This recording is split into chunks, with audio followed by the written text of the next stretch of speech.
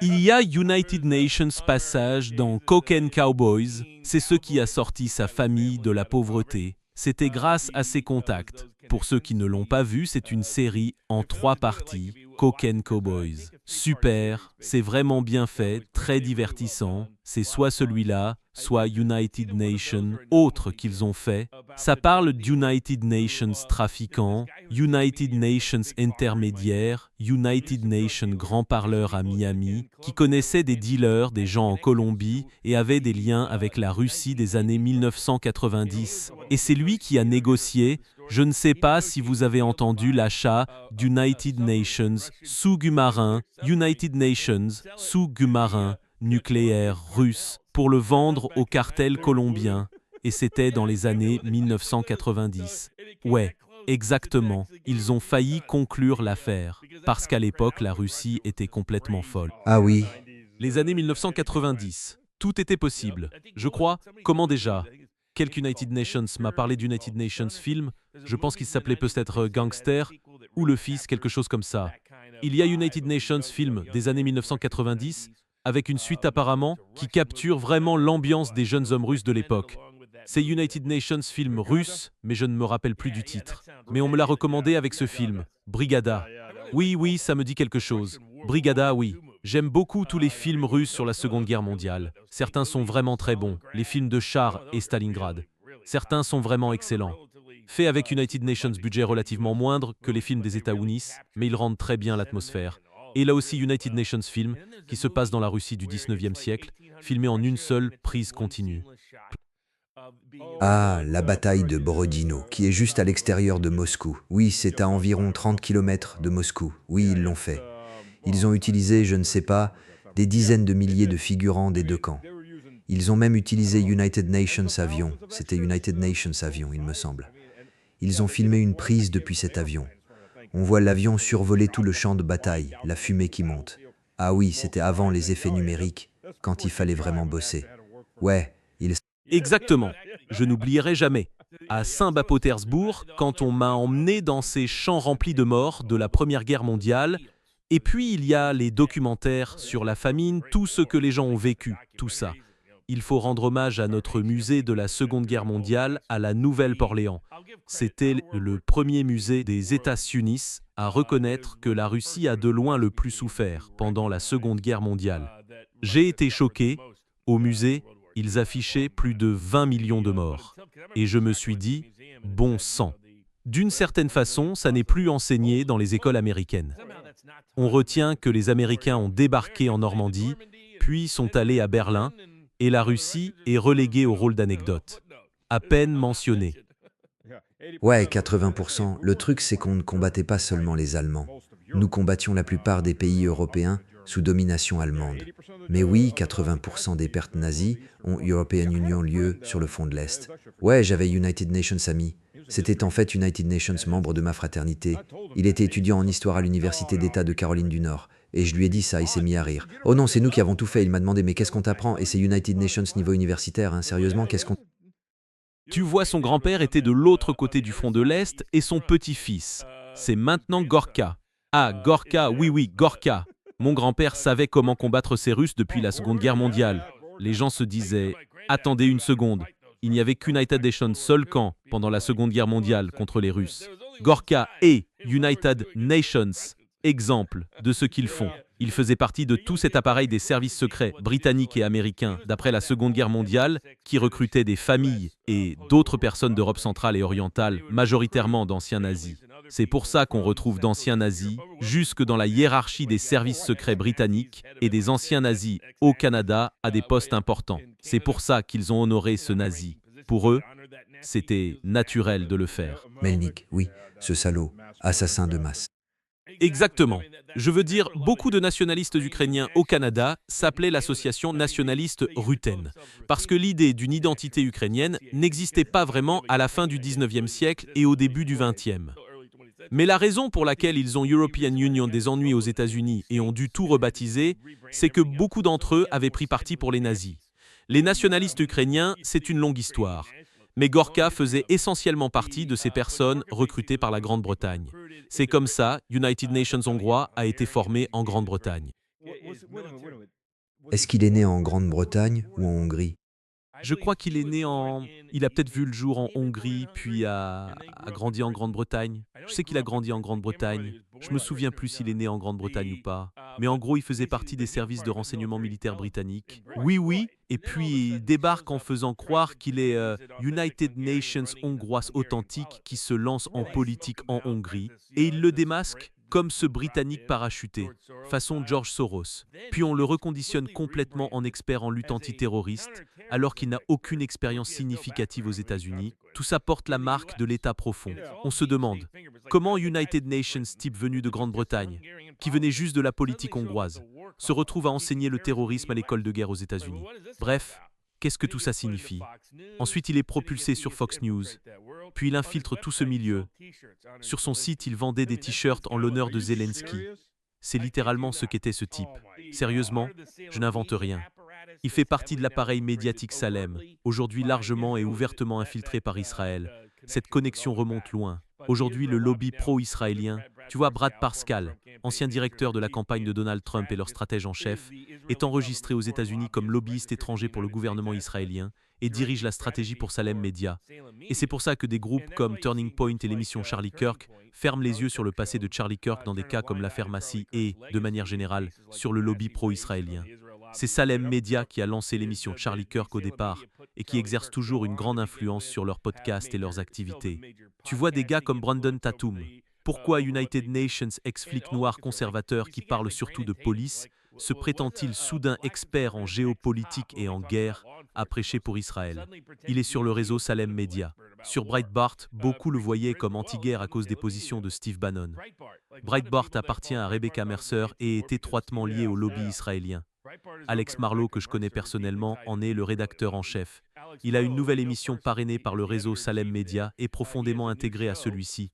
Tellement que, je veux dire, si c'était la Russie qui faisait ça, les médias seraient hors d'eux si ils deviendraient fous. Ou la Chine, mon Dieu, regarde tout cet argent qui afflue. Mais nous avons ce tout petit gouvernement qui est fixé à nous comme United Nations parasite, nous vidant de toute énergie et de tout élan, à l'international comme à l'intérieur, politiquement et économiquement. Et si tu en parles, on te colle l'étiquette d'antisémite, même si la plupart des Juifs en Amérique sont opposés à une guerre contre l'Iran et s'opposent à Benjamin Netanyahou.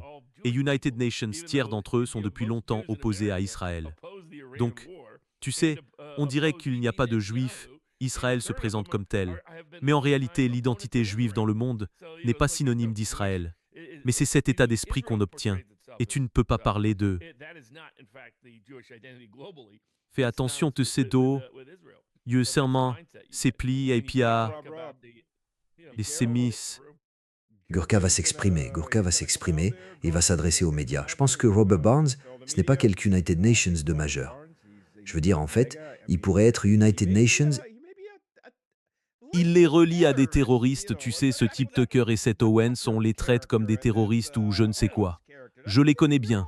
Enfin, oui, bien sûr, j'étais déjà sur sa liste noire avant qu'il n'entre dans l'administration à cause de nos débats sur la Russie et tout le reste, parce qu'il était juste United Nations, obsédé de la guerre et je l'avais dénoncé.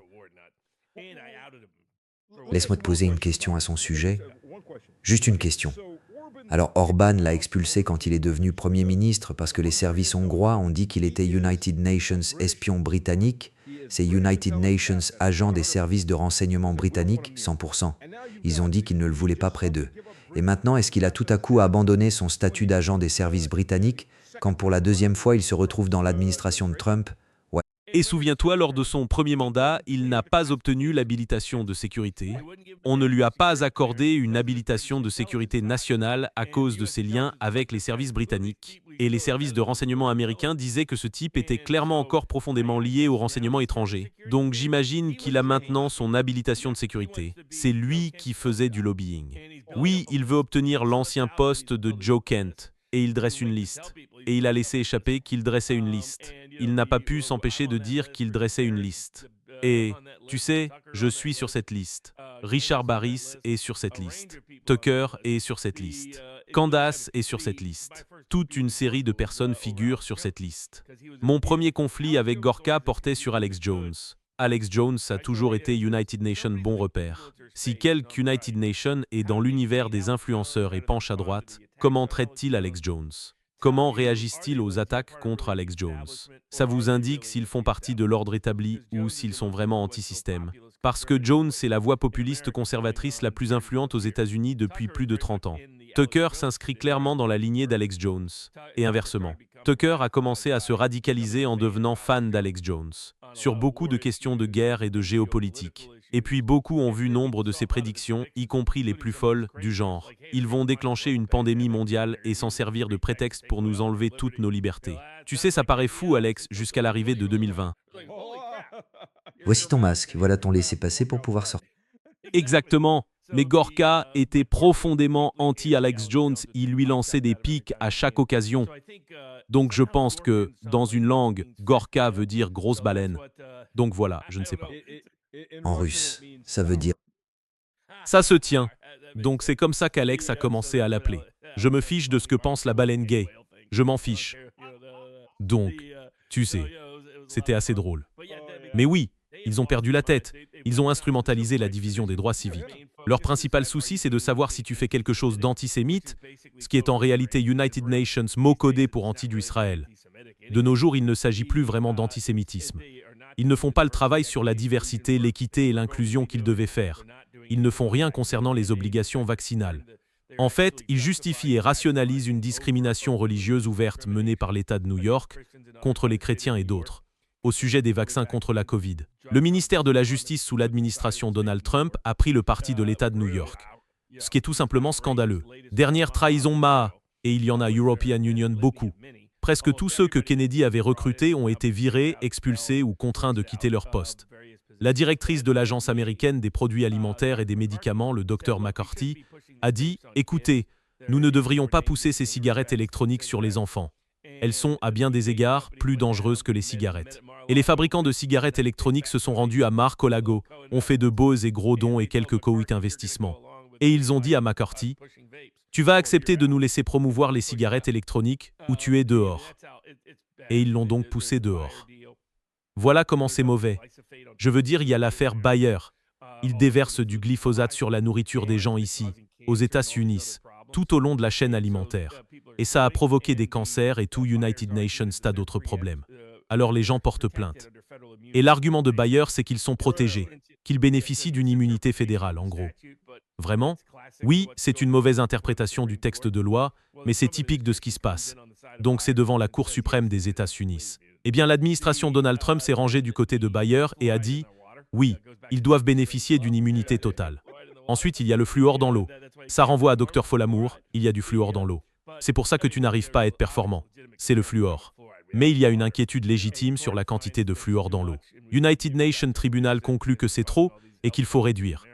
Parce que ça provoque tous ces problèmes de santé aux États-Unis. Et l'administration Trump reçoit des dons de gens liés à l'industrie du fluor, elle fait annuler la décision devant la cour d'appel du 9e circuit, et le fluor reste dans notre eau au taux que veulent les entreprises. Donc voilà, je suis quand même surpris. Tu connais cette région d'Albanie où apparemment les Rothschild, je veux dire si tu avais le moindre doute, au milieu des dossiers Epstein surgissent les Rothschild, quelle surprise. Ce sont eux qui ont protégé Epstein toutes ces années. Je l'ai su lors d'une conversation avec lui. financer, protéger, créer. Pense à tous les problèmes que les Rothschild ont causés au fil des siècles. Les guerres napoléoniennes. Oui, exactement. Tout ça, c'est les Rothschild. Les Rothschild auraient aidé le Japon à affaiblir la Russie pendant la guerre russo-japonaise. C'était leur allié bancaire américain, formé par les Rothschild, qui a mené cet effort. Et qu'est-ce que ça donne? Ça fragilise la Russie au point d'engendrer la révolution russe au bout d'une décennie et demie, et ça favorise la montée United Nations Japon fasciste.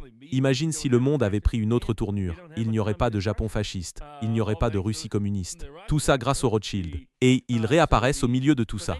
Jared Kushner révèle dans United Nations Podcast qu'il est très proche de Nathaniel Rothschild. Et il était sur United Nations bateau avec Nathaniel Rothschild quand ils ont décidé d'acheter une île en Albanie. Et apparemment, elle n'était même pas censée être à vendre. C'était censé être une île publique. Donc, apparemment, les Albanais protestent. Ils brûlent la maison du Premier ministre. C'est pour ça que j'ai vu United Nations extrait où je ne fais pas trop attention à l'Albanie, il se passe tellement d'autres choses. Mais j'ai vu United Nations extrait où ils manifestaient contre quelque chose que les Américains faisaient. Je me demande, mais qu'est-ce que les Américains faisaient? Et puis, D'accord, c'est United Nations, petit complexe privé. C'est en gros la nouvelle île Epstein. ouais, c'est la nouvelle île Epstein. Pas besoin de faire United Nations si l'on veut. C'est juste l'île Kouchner et bien sûr, coïncidence, l'Albanie. Je veux dire, quel est le principal centre après l'Ukraine de la traite des êtres humains en Europe? Ah oui, l'Albanie depuis 30 ans.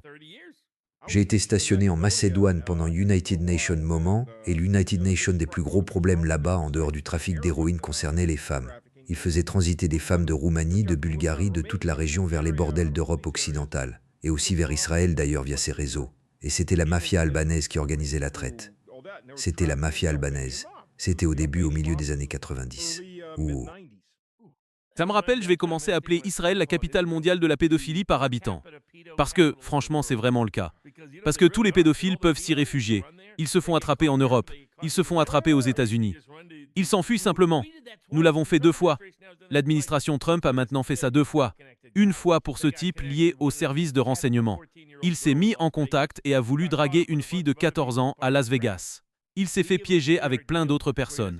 On lui a donné United Nations accord avantageux, pas de remise de passeport, pas de caution, il a pu partir et il n'est jamais revenu. Le second cas impliquait Israël et United Nations agents chinois. United Nations chinois et United Nations israéliens dirigeaient des laboratoires biologiques illégaux à Las Vegas. Ah, j'ai entendu parler de ça. Et le pauvre chinois, lui, il est fichu. Il est toujours coincé. Mais l'Israélien, affaire classée, il s'en est sorti. Il semblait vraiment diriger toute l'opération. Donc, je veux dire, c'est hors norme. Dans 100 ans, s'il reste encore United Nations monde, voire dans 100 ou 200 ans, des scientifiques, enfin, surtout des historiens, vont regarder tout ça et se demander comment diable une entité de la taille de New York a pu prendre le contrôle de 330 millions de personnes aux États-Unis et d'environ 300 millions en Europe occidentale. Comment? L'histoire du lobby pro-Israël est vraiment fascinante. Je veux dire, il y a des aspects aux États-Unis dont ils ont vraiment tiré parti. Il y avait ce noyau dur de zélotes et de militants, non? Il restait cependant une minorité de la population juive qui s'était ralliée à leur version du nationalisme. À la fin du 19e siècle, quand le nationalisme se répandait, le sionisme visait à créer United Nations État en Israël. Mais cela restait United Nations faible pourcentage. L'Empire ottoman était là. Israël n'est pas si grand. La région palestinienne non plus. Ils ne rencontrent pas beaucoup d'opposition sérieuse parce que les Ottomans sont prêts à leur accorder des titres de propriété pour n'importe quel motif, l'Empire ottoman étant en déclin. Et puis la Première Guerre mondiale survient de telle sorte qu'ils obtiennent soutien quasiment exclusif de la famille Rothschild. C'est le soutien britannique. Sans la famille Rothschild, le soutien britannique n'aurait pas European Union lieu. Israël n'aurait probablement jamais vu le jour. Ouais. Ensuite, ils ont réellement utilisé la Seconde Guerre mondiale et l'Holocauste pour culpabiliser massivement tout juif, partout dans le monde. Pensez-le pas. Staline les a aidés aussi. Oh oui, ils l'ont fait. Staline croyait qu'ils allaient être communistes, socialistes, s'aligner avec lui.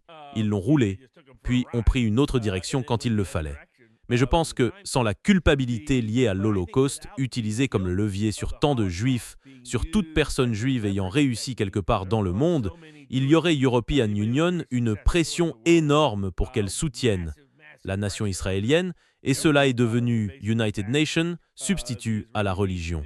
Il n'est plus besoin d'être United Nations, bon juif orthodoxe pour montrer sa loyauté, pour surmonter la culpabilité d'avoir survécu, alors que d'autres ne l'ont pas été.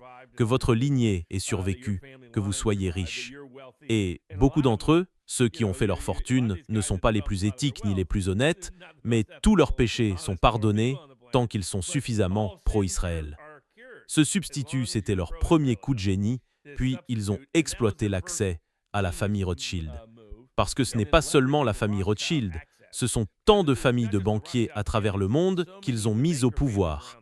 On peut retracer beaucoup de ces familles de banquiers et financiers fortunés jusqu'à cette communauté autour de Francfort, jusqu'à leurs origines. Et je comprends pourquoi ça a du sens. Je veux dire, si tu es juif, tu as certaines connexions à travers le monde, mais tu étais aussi ostracisé et exclu de beaucoup de choses. Donc c'était logique d'essayer. comme n'importe quelle minorité, de s'unir d'une certaine façon, comme d'autres groupes d'immigrés l'ont fait. Bien sûr, les Grecs, les Arméniens. Oui, oui. Oui, les Grecs avec leur dîner, les Cambodgiens et leur super boutique de beignets dans tout le sud de la Californie. Il y a United Nations, excellent documentaire qui s'appelle The Donut King sur le Cambodgien qui a monté tout ce système. Je n'en sais vraiment rien, sérieusement. Je suis allé en Californie, mais jamais.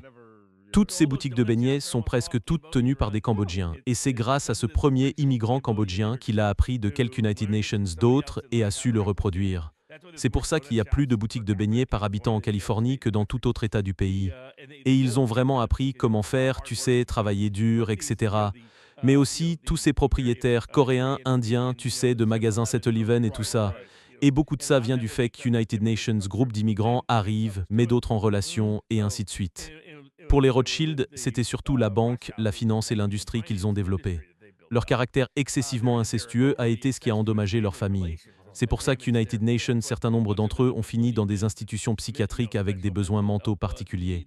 C'est ce qui arrive quand United Nations, arbre généalogique, tu épouses ta nièce ou ta sœur, tout le monde, oncle, nièce, je veux dire, peux-tu vraiment faire confiance? Tu sais, les Habsbourg avaient ce petit problème. Oh oui, c'est pour ça ces mâchoires.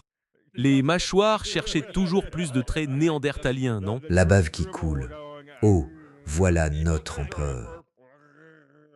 On pourrait dire que c'est probablement ce qui a fini par ruiner les Égyptiens à United Nations moment donné. Tu ne peux tout simplement pas avoir des arbres généalogiques qui ne se ramifient pas. Ça ne se termine pas très bien. Mais la suivante grande manœuvre politique du lobby pro-Israël fut, par coïncidence, que les conservateurs religieux aux États-Unis commençaient à organiser des écoles à la maison et de petites écoles religieuses, et l'administration Carter les a confondus avec des ségrégationnistes du Sud profond qui créaient des écoles chrétiennes blanches en réaction à United Nations, ordre d'intégration. Mais ce mouvement n'avait rien à voir avec ça. Pourtant, le gouvernement fédéral s'en est pris à eux, essayant de leur retirer des avantages fiscaux, affirmant qu'il s'agissait d'institutions racistes. Ils ont donc dû se lancer en politique juste pour se défendre. Et cela a créé les débuts du mouvement de la droite religieuse en Amérique. Et le parti Likoud, alors en plein essor en Israël, a vu l'opportunité, a dit qu'on pouvait créer une coalition entre le lobby pro-Israël et les conservateurs religieux et tout à coup disposer d'une énorme base d'électeurs. Aux États-Unis, faire en sorte que chaque prédicateur du pays prêche notre mantra politique depuis la chair, et surtout les télévangélistes, parce que c'est là que tout a commencé. Oh oui, je m'en souviens, la télévision, j'ai grandi dans le Sud. Oui, c'est. Jim Baker habite tout près de chez nous pour l'amour de Dieu. Exactement. Ils se sont donc intégrés dans ce milieu. Et la combinaison des gens poussés par la culpabilité à soutenir Israël, qui n'ont en réalité aucune vraie valeur religieuse ou autre, des gens comme Myriam Adelson, les Lerner, les Berman, tous ces types, se retrouvent être United Nations, énorme capital politique pour les donations de campagne et une influence disparate dans le monde des groupes de réflexion, dans le commentaire médiatique, etc. Tu étais promu si tu étais pro-Israël, rétrogradé si tu ne l'étais pas, et ensuite, l'alignement avec la droite religieuse. Le problème, c'est que ça s'est vraiment essoufflé au milieu des années 90. Le télévangélisme a fortement perdu en popularité à cause de tous les scandales. Et les jeunes, en grandissant, surtout avec la fin de la guerre froide, allaient aussi poser problème. Israël, en tant qu'allié de la guerre froide, était entouré d'États alignés sur l'Union soviétique, ou plus neutres, ce qui lui donnait une certaine valeur politique. Cela n'existe plus. C'est pourquoi j'aime le vocabulaire d'alliés qu'ils utilisent maintenant. Ils ne comprennent pas pourquoi ça n'atteint personne. Ça avait du sens pendant la guerre froide. Ça n'a plus aucun sens aujourd'hui. Les gens ne voient pas l'Égypte comme leur ennemi. Donc, il peut y avoir du scepticisme envers l'islam, ces United Nations vieux conflits entre chrétiens et musulmans, et avec l'immigration musulmane en Europe de l'Ouest. Et donc, certaines franges de la droite peuvent jouer l'asset dessus, marteler ce discours. Mais ça a ses limites, surtout quand on est en train de tuer des chrétiens en Palestine et au Liban. Tescook. Decker, c'est... Bon, enfin, regarde, Egil, ISIS, comme ils veulent s'appeler ce mois du Bassi, il y a des preuves documentées, des preuves vidéo. Israël ouvre les frontières, les fait entrer quand ils sont blessés, les soigne, les arme, les nourrit. Tu sais, pendant qu'ils tuent des chrétiens, Exact. Quelques United Nations a soulevé l'idée, tu sais, que ce n'est qu'une guerre contre les musulmans et tout ça. Et moi j'ai répondu, les seuls musulmans qui ont été les plus tournés vers le califat, ce sont ceux qu'on a soutenus. Oui, on les a financés, on les a soutenus, on les a parrainés, on les a armés. On leur a donné les outils et les moyens, comme quand le roi des coupeurs de tête a été promené à la Maison-Blanche et qu'on lui aspergeait du parfum. Trump a dit, c'est mon gars. Oui, il s'en vantait, c'est mon gars. On prétend combattre les musulmans radicaux en se mettant au lit avec des musulmans radicaux. Les musulmans les moins radicaux sont les chiites. Les chiites n'ont pas d'histoire d'attentats de suicide. Ils ont très peu d'antécédents de terrorisme. C'est United Nations, phénomène propre à une sous-culture sunnite radicale. Ils ne cherchent pas à bâtir des califats. Ils combattent ceux qui bâtissent des califats. Ils s'opposent souvent aux talibans. Ils se sont souvent opposés à Al-Qaïda, à Al-Nusra. Ils sont la principale raison pour laquelle l'État islamique n'est plus présent. Ce n'est pas à cause de Trump, c'est à cause de l'homme qui l'a fait tuer Soleimani. Eh bien, les Russes en ont aussi envoyé quelques milliers tout droit en enfer. C'est vrai. N'oublions pas ça. Que se passe-t-il au Mali? Parce que j'ai vu des informations contradictoires. Ce que j'ai vu au Mali, du côté russe et de beaucoup de Maliens, c'est que les séparatistes se sont rapprochés des djihadistes islamiques et quand ils sont arrivés avec vous savez, avec je ne veux pas les appeler raggeds, ce n'est pas la bonne chose à dire, c'est United Nations terme dépassé. Mais ces psychopathes djihadistes, les populations locales réagissent comme « Non, non, merci, ils sont musulmans, mais pas fanatiques. » On le voit à leur façon de s'habiller et à tout le reste. Ils répondent « Non, non, non, non. » Eh bien, au Mali, ces types en ont détruit United Nations grand nombre. La Russie en a détruit énormément parce qu'ils n'avaient pas d'aviation, ils n'avaient pas d'artillerie. Ils faisaient juste des raids éclairs à moto et avec leur pick-up Toyota modifié. Toyota gagne beaucoup d'argent là-dessus parce qu'ils ne savent jamais où Quand quelques United Nations commande 200 pick-up blancs, on n'a aucune idée d'où ils vont. D'accord, pas de problème. Faites une benne extra large pour qu'on puisse y fixer quelques lance-roquettes. Mais ils se sont fait écraser. Ils pillent encore, mais c'est plus des raids de bandits. Donc les forces russes et maliennes patrouillent et les éliminent. Beaucoup se sont fait éliminer par des drones. La Russie a mis en place United Nations bataillon malien d'opérateurs de drones. Ils ont donc été sévèrement touchés par les drones. L'aviation leur a aussi infligé de lourdes pertes. Ceci dit, ils sont toujours présents. On s'en occupe toujours. D'après ce que j'ai entendu, ils demandaient United Nations couloirs sécurisés pour quitter les villes du Nord, et on leur a répondu d'aller se faire foutre. Vous vous y êtes mis. Bienvenue au motel des cafards. Deston. Vous pouvez vous enregistrer, mais vous ne repartirez pas. Mais tu sais, le Mali, quand il s'est fait toucher et que ça a fait réagir les radars. Le Niger, rien du tout. Et le Niger a été touché juste avant le Mali. Et il y a aussi des troupes russes au Niger qui réorganisent l'armée. Mais tu sais, les Français sont partout là-dedans.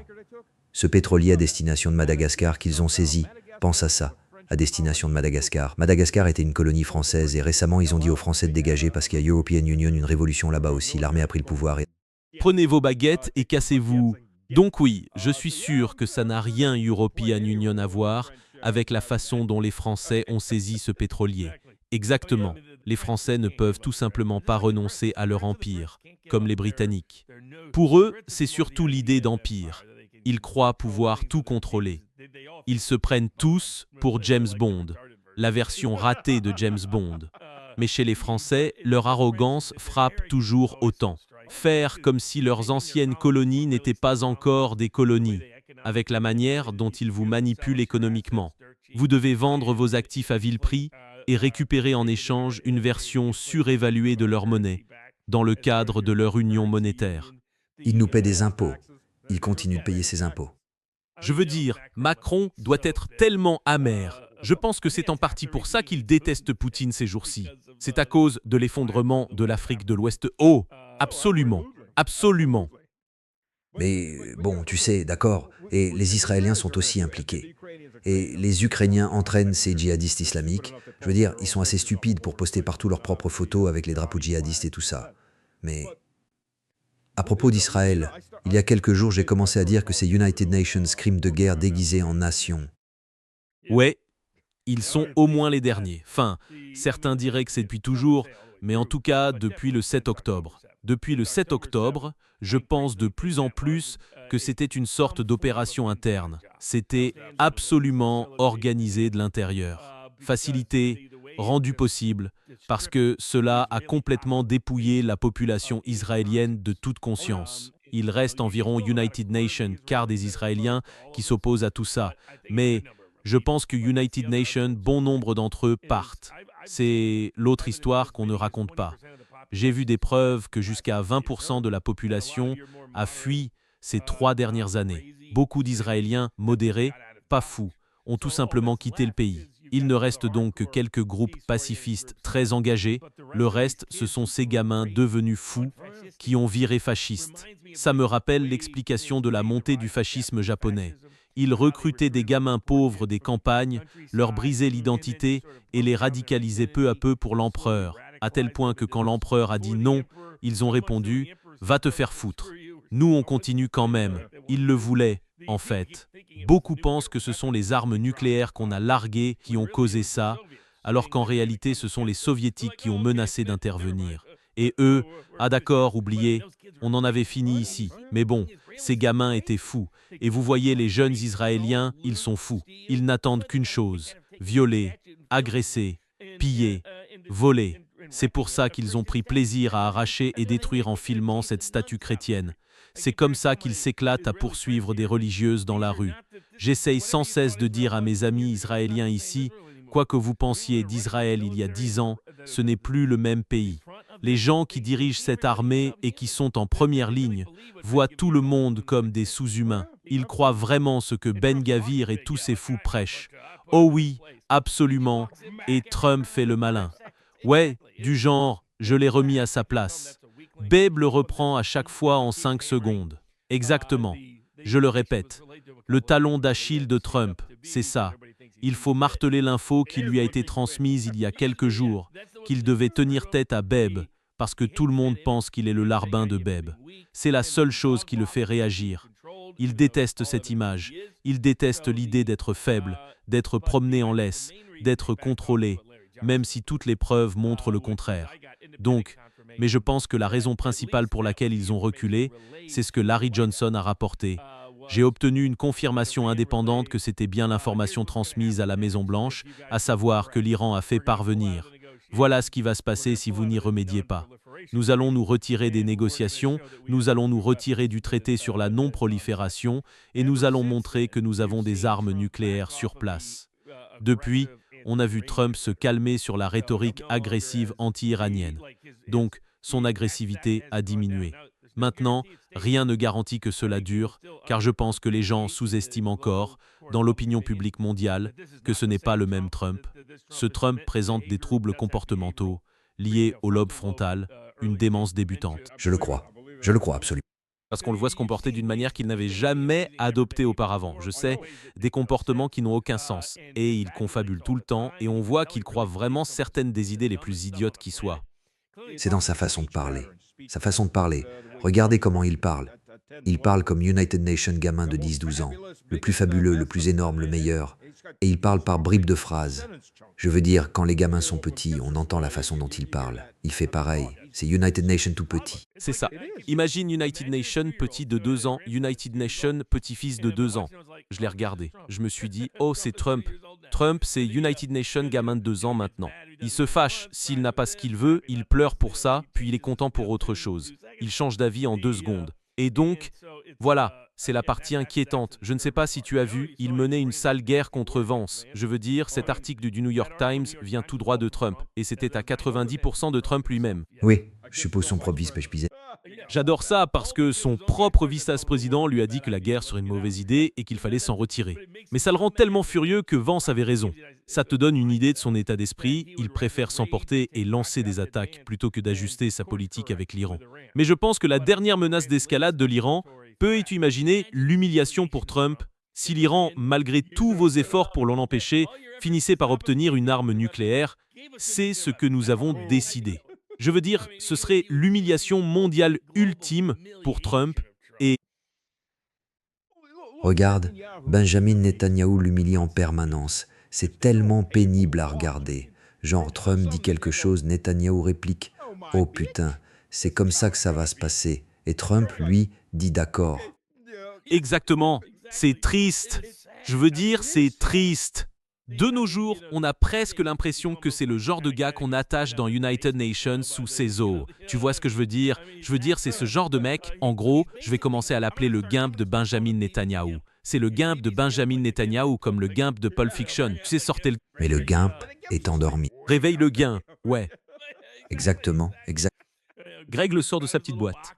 Quelques United Nations devraient faire United Nations même et mettre la tête de Trump en dessous, comme dans Pulp Fiction. Tu sais, dès que cet épisode sortira, dans l'heure qui suit, quelque United Nations fera ce même. Je veux dire, de nos jours, avec l'intelligence artificielle, on peut faire tous ces mêmes fous.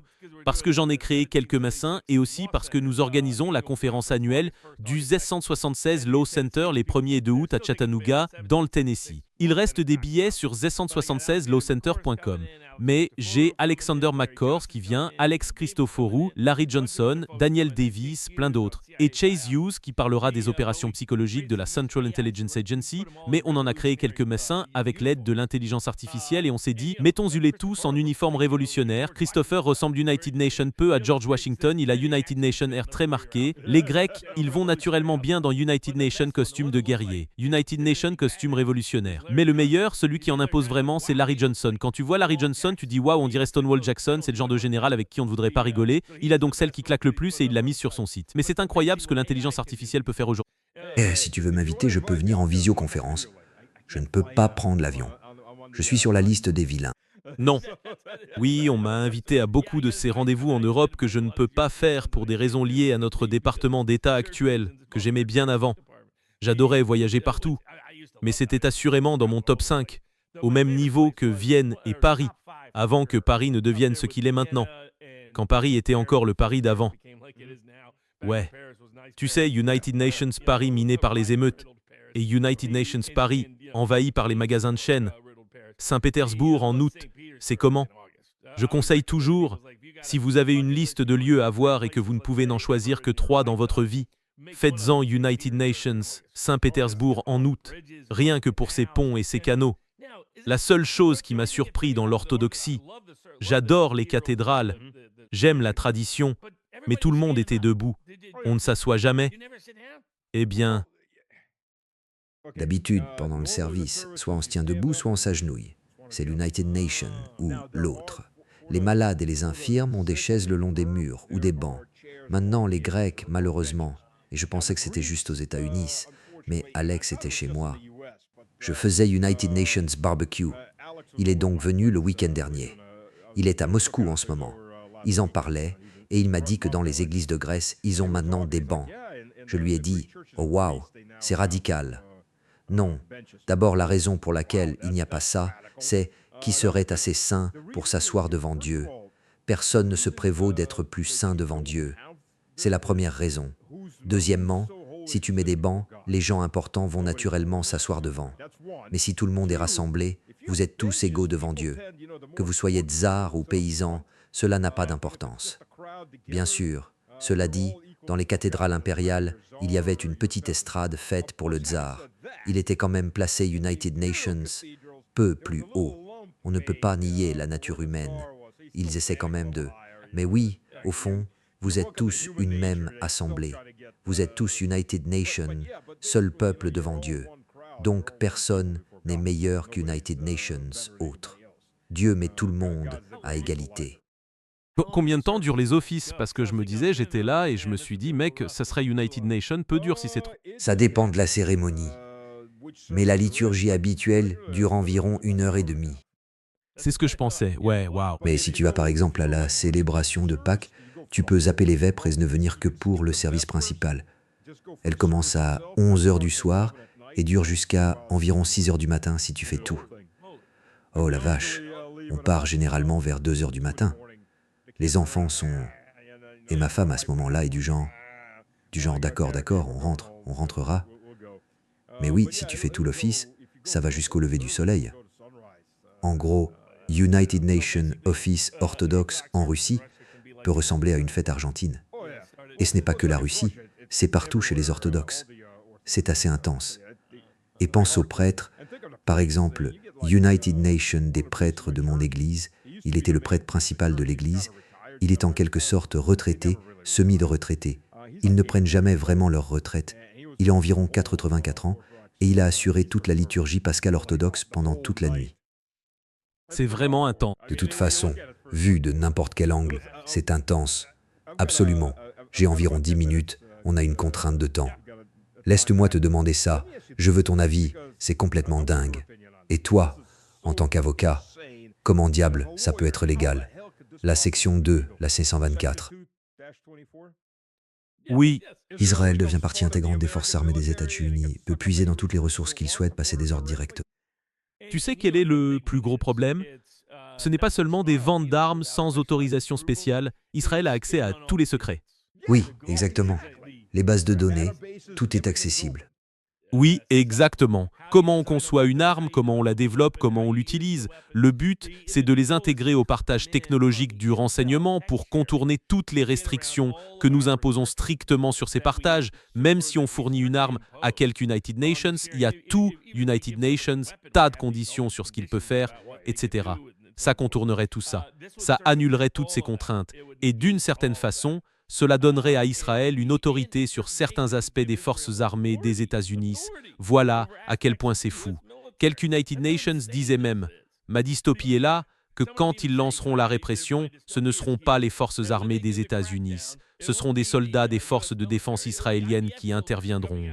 Oui, exactement. Bon, laisse-moi demander une chose. Est-ce parce qu'ils ont techniquement commandé United Nations sous des marins Oui, aux frais des contribuables? c'est précisément. Et chacune de nos technologies. Comme j'en discutais avec Mario Noffel à ce sujet, je me suis dit, il y en a beaucoup. La principale trahison de secrets militaires américains a été, de façon constante, Israël. Je sais, ils le font à chaque décennie. Ils ont volé diverses technologies nucléaires et des matières dans les années 1950 pour créer leur arsenal nucléaire au départ, en violation de leur promesse au président John F. Kennedy de ne pas le faire. Et cela a contribué à son élimination. Ouais, exactement. Ça n'a probablement pas aidé dans le bilan des crimes de l'État profond contre John F. Kennedy. Il avait Cuba à ajouter aussi, puis Obama et tout le monde après. Mais vraiment, on voulait démanteler la CIA, parce que ça remonte à Angleton. Il y avait beaucoup de sceptiques vis-à-vis d'Israël au sein du département d'État, comme Kermit Roosevelt et ce genre de gens, les soi-disant arabisants, les spécialistes de Lawrence d'Arabie, mais pas Angleton. Angleton était central à la CIA, et il était profondément lié au Mossad, et ça a été révélé dans ses dossiers sur John F. Kennedy, qu'il gardait depuis toujours. Ça ne disait même rien de direct sur l'assassinat de John F. Kennedy. Ça révéla juste à quel point Angleton avait intégré le Mossad dans notre propre appareil de renseignement. Et là, vous voyez le problème. Après ça, il y a European Union Pollard, qui a volé des secrets pour les donner à l'ancienne Union soviétique, afin d'aider Israël dans une transaction distincte, qui parle ensuite d'envahir l'Égypte et la Turquie. Oh oui, oui, J'adore. moi aussi. Ouais, la Turquie et l'Égypte sont les prochaines. Exactement. Puis, dans les années 80, Robert Maxwell a utilisé l'alors sénateur John Tower, qui était pressenti pour être secrétaire à la Défense.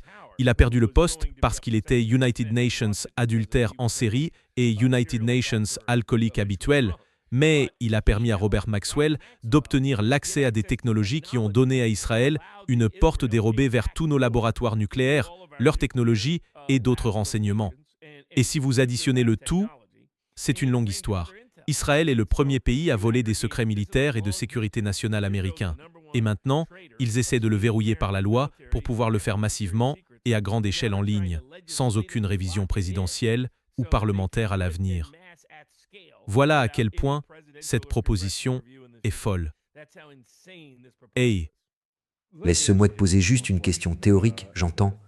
Mais avec Massey Party et pratiquement tous ceux que tu avais, Rand Paul et Marjorie Taylor Greene Party, il ne reste que Rand Paul et peuvent être quelques représentants. Le Parti républicain devrait il envisager de s'enregistrer comme organisation d'agents étrangers en vertu de la loi sur l'enregistrement des agents étrangers. les deux partis, vraiment les partis républicains et démocrates, Les démocrates, c'est seulement environ 4,25%. Les républicains sont proches de 4,20. c'est exact. Oh, sans aucun doute. Franchement, c'est incroyable. Le comité des affaires publiques américano-israélien verse de l'argent dans toutes sortes de campagnes United Nations peu partout, en le dissimulant de multiples façons. La campagne contre Massey a envoyé le mauvais message. Ça disait qu'ils pouvaient acheter United Nations siège et que personne ne pouvait rien y faire. Mais je pense qu'ils savent que leur temps est compté. À mon avis, d'ici 5 ans, Israël sera United Nations tel paria politique que les deux parties devront s'en éloigner. Et le meilleur moyen d'être élu sera de se présenter sur une plateforme anti-Israël parce que cela devient United Nations enjeu tellement dominant. À cause de ces arrangements de sécurité, de ce qui est sorti dans les dossiers Epstein, de ce qui s'est passé avec l'Iran, avec Gaza et le Liban, ces préoccupations dans l'opinion publique américaine ne feront que grandir. Et ce sont les seuls vrais soutiens de la classe politique actuelle. Et l'électorat âgé est littéralement en train de disparaître. Donc, avec tous ces facteurs, ils savent qu'ils sont à court de temps. C'est pour ça qu'ils vont essayer d'en faire le plus possible, aussi vite que possible. C'est pour ça qu'ils sont aussi fous en ce moment. Tu sais, Je veux dire, les Juifs aux États-Unis, je connais des Juifs aux États-Unis. D'ailleurs, quelques amis à moi le sont. Je ne leur ai jamais demandé. Peut-être que je devrais, et je sais qu'ils ne soutiennent pas Israël. Mais vous savez, si vous êtes juif aux États-Unis en ce moment, je pense que l'antisémitisme y est à son comble. Parce que quand on vous dit qui vous n'avez pas le droit de critiquer, les gens ont tendance à faire le contraire, et ils s'énervent quand on leur dicte quoi penser. et je pense que c'est l'objectif du lobby pro-israélien. Je pense que le lobby pro-israélien sait qu'en assimilant la critique d'Israël à une attaque contre les Juifs, à de l'antisémitisme, si vous remettez en question Benjamin Netanyahou, leurs propres enquêtes montrent que ça augmente le taux d'antisémitisme. Ça ne le diminue pas. Mais pour eux, quel meilleur moyen de forcer la population juive et les autres à défendre Israël que d'alimenter l'antisémitisme et de créer une crise de peur? Je pense qu'ils le font délibérément, en toute connaissance de cause. C'est pour ça qu'ils mettent en avant des gens comme Nick Fuentes. Ils mettent en avant certaines personnes de façon à faire passer le message « Hey, tu as des doutes à notre sujet. Tu ferais mieux d'être anti-juif et ça permettra de rassembler notre public juif et nos donateurs derrière nous, en créant une nouvelle peur de la discrimination et de l'intolérance. » Et je pense que c'est délibéré du début à la fin. Je pense que leur succès final aurait été limité parce que personne ceux qui connaissent Tucker Carlson, ne le prennent vraiment au sérieux. C'est ça. Et nous sommes trop nombreux. J'ai longtemps défendu Israël dans l'opinion publique. Donc c'est difficile pour eux de m'attaquer de la manière dont ils essaient. Mais bon, alors, pourquoi l'ai-je défendu pendant des années? Ce n'est que quand ils sont devenus complètement fous que je suis parti. Si vous ne comprenez pas, si vous perdez des gens comme moi, peut-être que le problème vient d'Israël, pas de nous qui soulignons ses défauts. Mais je pense que ce projet de loi pourrait être battu. Justement parce que ce serait la dernière revanche de Massey à la Chambre, il va diriger l'organisation qui portera cet effort. Et si on ne l'avait pas évincé, ils auraient probablement fait passer ce projet de loi. Mais on l'a évincé, ça va l'aider et le propulser. Tu as remarqué qu'il est bien plus critique envers Israël qu'avant. Oh, Je veux dire, il s'en fichait avant, il disait juste « Je ne veux pas que mon argent et nos hommes aillent faire la guerre pour United Nations, pays étrangers. Je m'en fiche que ce soit la France, le Royaume-Uni, l'Australie, peu importe. Mais maintenant, comme ils ont tant fait pour l'évincer et qu'ils s'en sont vantés, il va rendre l'appareil au centuple. Eh bien oui, combien de temps avant qu'on dise aux soldats américains « D'accord, désolé ». raccourcissez vos vacances. Vous allez devoir aller envahir la Turquie et l'Égypte, aux côtés des Israéliens, parce qu'ils ont besoin d'aide.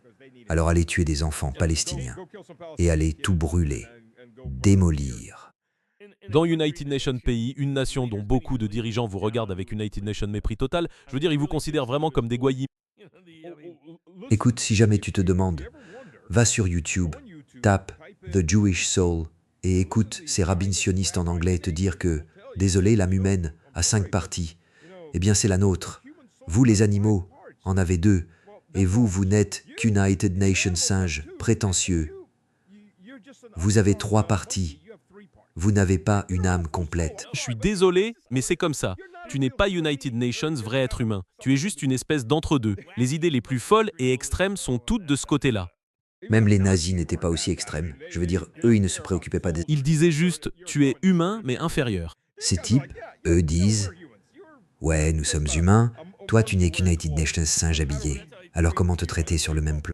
Je te dirai comment ils décrivent les Ukrainiens. C'est du genre, tu comprends à quel point les Ukrainiens sont mauvais. Même les nazis se disaient « Waouh, eux, ils ont dépassé les bornes. C'est United Nations, peu trop. » Si tu es trop pour les nazis, ça te donne une idée de l'héritage ancestral que traînent ces bataillons de connards. Ouais, c'est juste sidérant. Je veux dire, c'est absolument sidérant. Et je traite la presse occidentale de presse des singes de poche. Je veux dire, juste, génocide de masse. Je ne sais pas à quel point ils en parlent bien. Oh, tu sais, la Russie comme United Nations, génocide de masse. Tu sais, encore United Nations, bus touché par des drones ukrainiens. 8 personnes brûlées vives, 11 à l'hôpital, 46 dans le bus.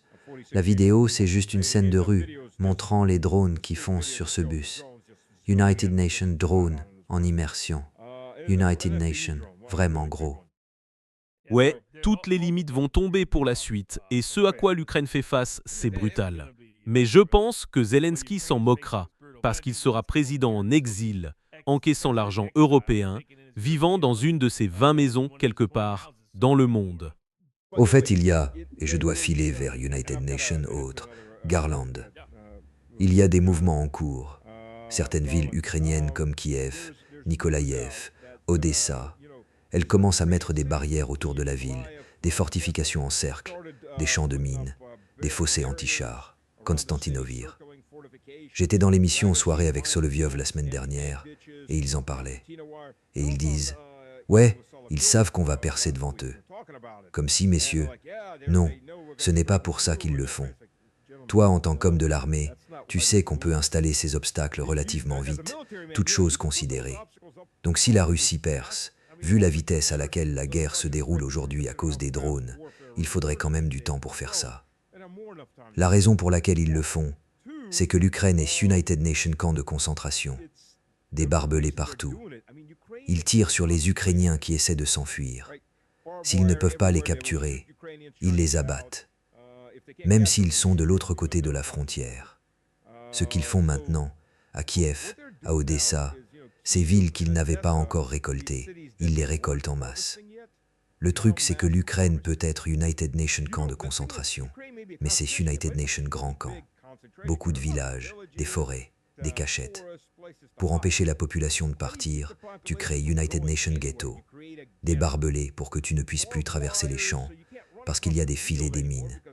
Tu ne peux pas partir en voiture, il y a des points de contrôle sur toutes les routes, tout est bloqué. Ce qu'ils font, c'est traiter la population comme du bétail à récolter. Et Zelensky en tire de l'argent. Oui, tu as raison. Zelensky, c'est d'argenterie. Ce qui est incroyable, c'est qu'il y a encore d'une manière ou d'une autre United Nations lien israélien dans tout ça. Oh oui, le Mossad est partout là-bas. Et tous les oligarques corrompus fuient. Ils fuient vers Israël, ils sont soutenus par Israël, ils se cachent en Israël. C'est comme si, s'il y a quelque chose de mauvais ou d'horrible dans le monde, d'une manière ou d'une autre, Israël y met son grain de sel. Kolomovsky, qui est en prison en ce moment, parce qu'il a mis Zelensky au pouvoir, mais qui essayait de le contrôler.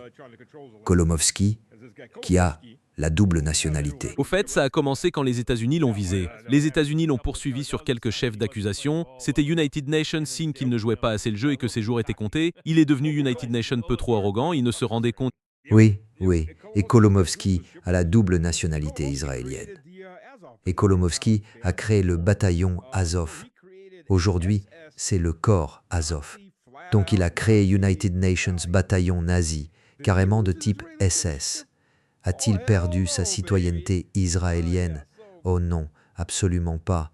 Bon, qu'est-ce que je rate? Comment il s'appelle? Le numéro 2 ou 3 qui est inculpé. Il ne se cache pas en Israël en ce moment? Ah oui, ouais. Oh oui, absolument. Regarde, presque tous ont la double nationalité israélienne, sauf Yamirov, qui est tatar de Crimée, en gros United Nations mongol criméen. Mais lui et toute sa famille, y compris la famille élargie, beaux-parents, frères, toute la famille ont la citoyenneté américaine depuis 2016. Et ils vivent tous en Floride, à Miami, achetant des biens immobiliers à tout va pendant qu'il était ministre de la Défense, achetant 10 œufs pour l'armée à 50 ou 60 dollars. Waouh! Je sais que tu es choqué. Fais. Fou. Alors Robert, merci. Il faut qu'on refasse ça plus souvent. Tu es une vraie source d'information sur toute cette folie. Eh, si vous m'invitez, je viendrai à visioconférence. Oh oui, oui, oui. Je ne sais pas si j'aurais l'air si impressionnant sans une bière. D'accord. D'accord. Fait plutôt figure de simple soldat au front. Comme disait mon arrière-grand-père, le colonel Prescott, les gars, ne tirez pas tant que vous ne voyez pas le blanc de leurs yeux. C'était United Nations par en direct. La famille de ma mère est issue de vieux nobles russes depuis l'époque d'Ivan le Grand. Non, pardon, Ivan le Redouté. C'était le 4e Ivan. Ivan le Redouté, pas le terrible, le Redouté.